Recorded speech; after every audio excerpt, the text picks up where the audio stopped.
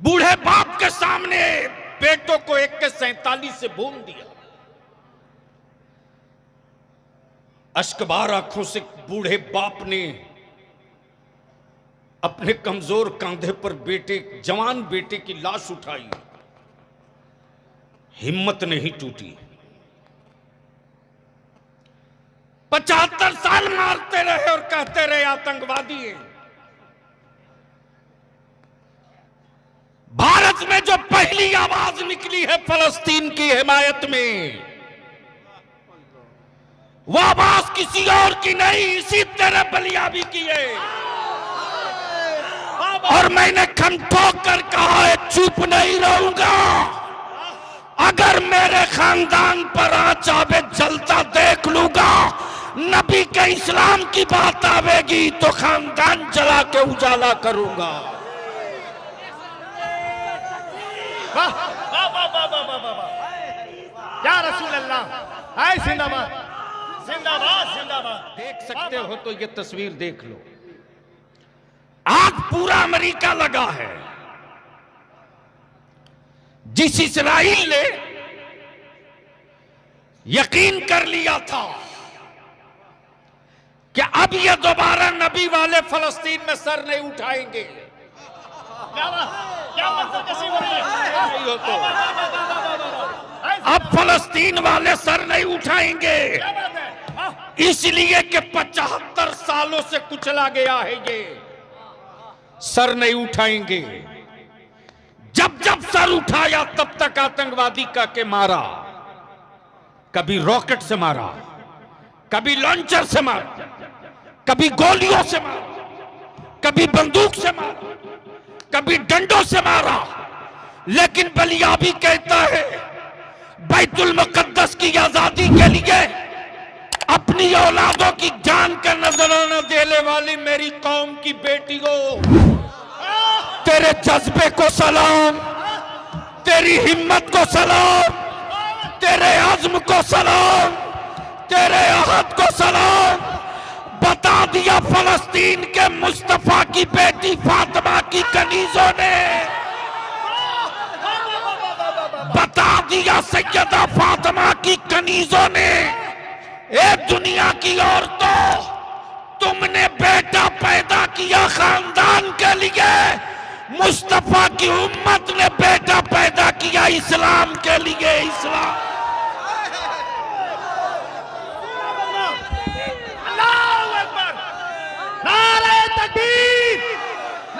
रिसालत, हुजूर गाज़ी मिल्लत, हुजूर गाज़ी मिल्लत, हुजूर गाज़ी मिल्लत, दुनिया का मुसलमान, दुनिया का मुसलमान, भारत का मुसलमान, नारे तकबीर, नारे रिसालत। सुनोगे तो बैठ जाओ। तवज्जो चाहूं। अगर किसी को डर लगता है तो जा सकता है, मेरी तरफ से छूट है। जिसका हार्ट कमजोर हो वो निकल ले, मेरी तरफ से छूट है। रोज बलियाबी को गीदड़ भभकियां मिलती हैं, चुप कब होवोगे? मैंने कहा कि दुनिया की अब तक कोई ताकत नहीं पैदा ली हुई इस जमीन पर जो नबी के गुलामों को चुप करा दे। जब सारी दुनिया का कुफ्र मिलकर बद्र में 313 को न चुप करा सके। काश मैं पत्थरों की गोद में आज ये गुफ्तगू नहीं करता। दीवानों तकरीर सुन लो, तकरीर क्या बोलेगा? ये बोझ बैठे हैं, बोझ भी नहीं पढ़नी है बात। सिर्फ जुब्बा और पगड़ी और लंबा कुर्ता से मौलवी थोड़ी कोई होता है यार, पढ़ना पड़ता। सुनोगे तो बोलना पड़ेगा। अरे बोल, डरता नहीं है तो बोल। दिल लगा मैं क्या कह रहा था। पूरी दुनिया का कुफ्र 313 को न डरा सका। पूरी दुनिया का कुफ्र 313 को न डरा सका। पूरी हुकूमत मिलकर एक कलीमुल्लाह को न डरा सकी। नमरूद का पूरा सत्ता मिलकर एक खलीलुल्लाह को न डरा सकी। की और 22,000 यजीद का लश्कर मिलकर एक हुसैन को न डरा सके और पूरी दुनिया के बदअकीदे मिलकर बरेली के एक अहमद रजा को न डरा सके। हाय जिंदाबाद। नारे रिसालत, नारे रिसालत, मस्कले आला हज़रत, मस्कले आला हज़रत।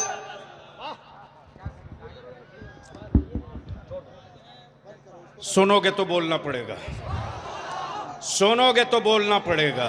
तवज्जो चाहूं, पढ़े लिखे लोग अगर बैठे हैं तो सुन लीजिए। वाह वाह वाह वाह वाह। मैं जानता हूं कि क्या होता है। हाय जिंदाबाद। अगर ईमान जिंदा है तो कितनों का जिंदा है? जरा हाथ उठाओ, उठाए रखो। तुम्हारे पड़ोस में देख लो कोई जिंदा ईमान वाला है या मरा हुआ है। जिसका न उठा हो समझ लो मरा हुआ है। आए क्या बोला? झूठ बोल रहे हो। अरे सब जिंदा होते तो मस्जिदों में नमाजियों की भीड़ जाती और हर मस्जिद से यही मैसेज निकलता कि ईमान वालों की साल में एक ईद नहीं होती है बल्कि 24 घंटे में 5 वक्त ईद हुआ करती है। किसको किसको गलतफहमी में डाल रहे हो? नौजवानों, तुमसे बेहतर मेरी बेटियां हैं, मेरी माएं। आज भी कौम मुस्लिम की बेटियां कांच की चूड़ियां पहनती हैं। क्या बात है? हाय जिंदाबाद। उनको भी इस बात का एहसास है कि माथे पर बेवगी का दाग लगे तो चूड़ियां तोड़ने में वक्त न लगे। लेकिन तुमने गुलामी का कड़ा पहन रखा है। और माफ करना, कुछ मजार बेचने वाले हरामखोरों ने बुजुर्गों की चादर के सौदागरों ने खानकाहों की अजमत के व्यापारियों ने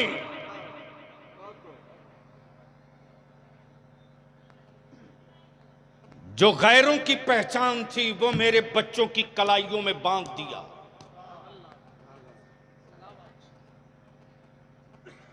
हमारा बच्चा अकीदत की भट्टी में जलते रहा।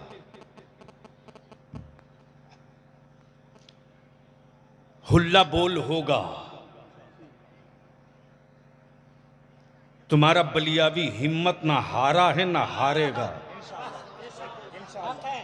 इसलिए कि जिसका नाम रईसुल कलम अरशदुल कादरी था, उसके किताबे इश्क में लफ्ज शिकस्त कहीं लिखा ही नहीं है। लफ्ज शिकस्त शायद तर्जमा करके बताना पड़ेगा। बिल्कुल सहल उर्दू है, कोई भी समझ सकता। मौलाना अली रजा मिसवाई, मौलाना अली रजा रहबर, जब नकल दुरुस्त नहीं है तो अकल कहां दुरुस्त होगी? क्या बात है? वो भी मैं रोज देखता हूं। आज पूरी दुनिया देख रही है जो फलस्तीन 75 साल से मारा गया।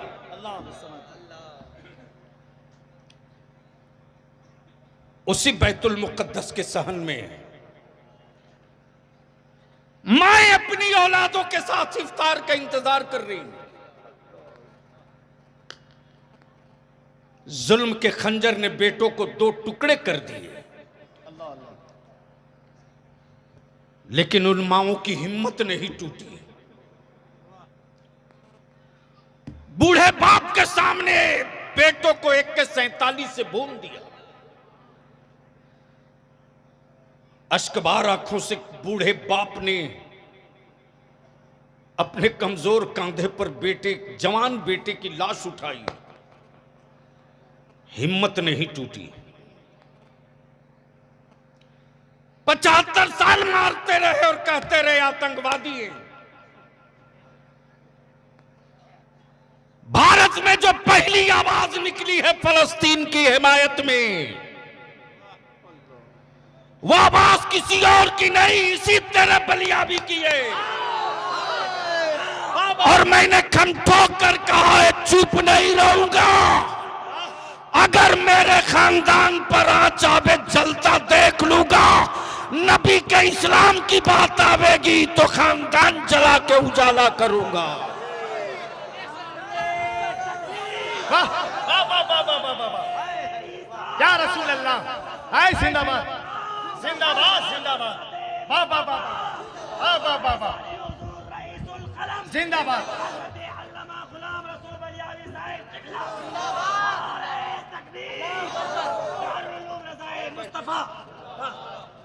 बैठो और सुनो, इतिहास का पन्ना मैं पलट रहा हूं। उलमाए किराम अगर संजीदगी से सुन रहे हैं तो तारीख का ये हिस्सा सुने। सन 1947 में जर्मनी में हिटलर ने इन यहूदियों को निकाला था। और जब निकाला इन यहूदियों के दोगलेपन की वजह से,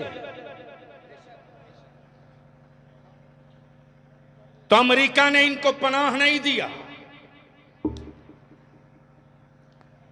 रूस ने इनको छुपने की जगह नहीं दिया।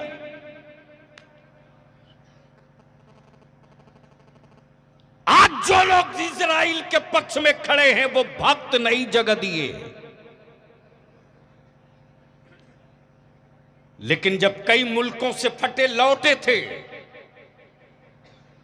तो रहमत आलम की उम्मत ने फलस्तीन में इनको जगह दी। और सिर्फ जगह ही नहीं दिया, कहा भूखे हो मैं खाना खिलाऊंगा। प्लीज एक सेकंड नहीं लगेगा, उतर के चल दूंगा। कैमरा बंद करो, मोबाइल बंद करो। ये बलियाबी है।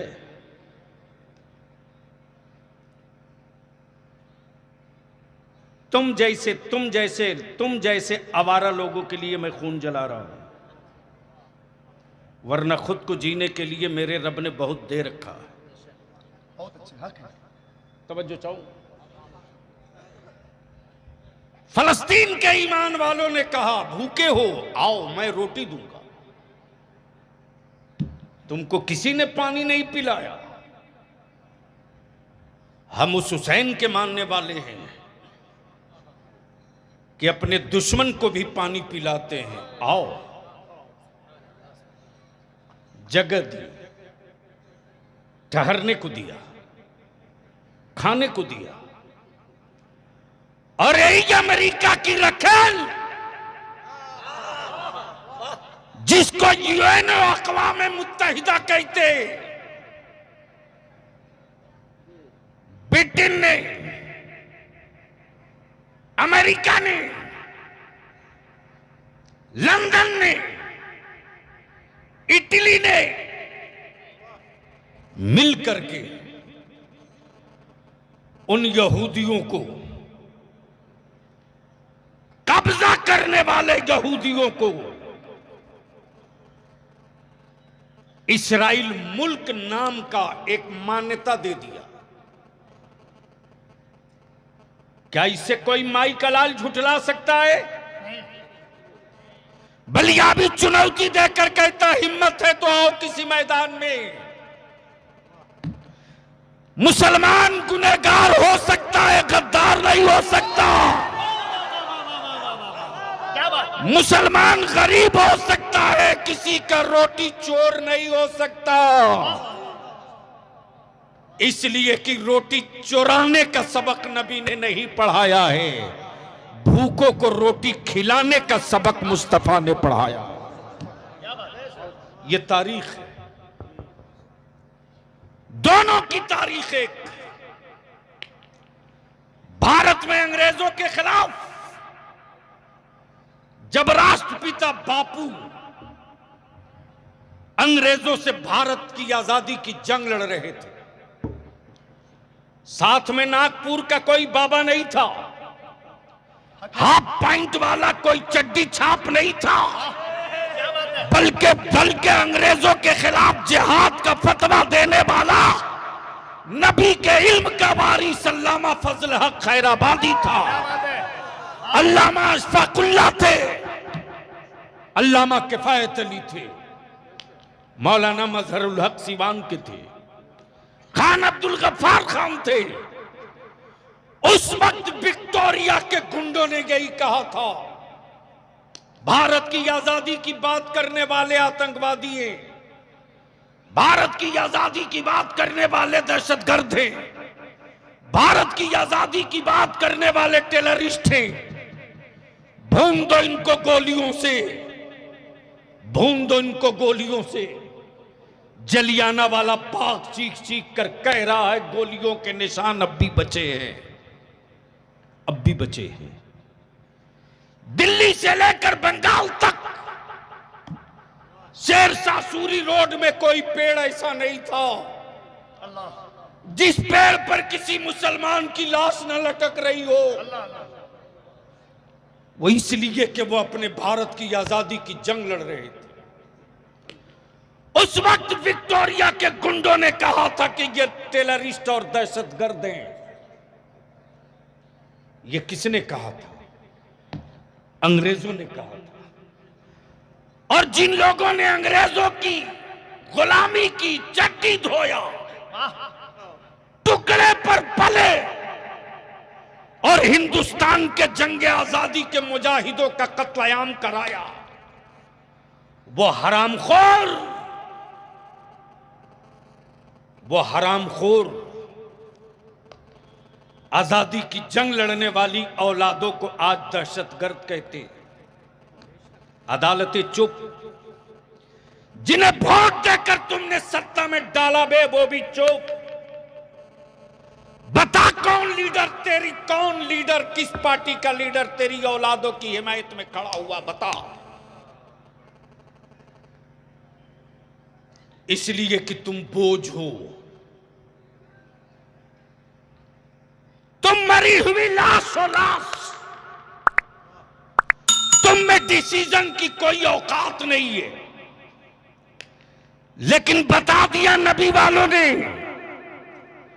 कि 75 साल लुटने के बावजूद भी बैतुल मुकद्दस के साए तले एक फैसला ले लिया, तो आज अमेरिका बाप बाप कर रहा है, आज इस्राइल दादा दादा कर रहा है, और ये कहने पर मजबूर हो रहा है कि सबसे लड़ा जा सकता है, नबी के गुलामों से कभी जीता नहीं जा सकता।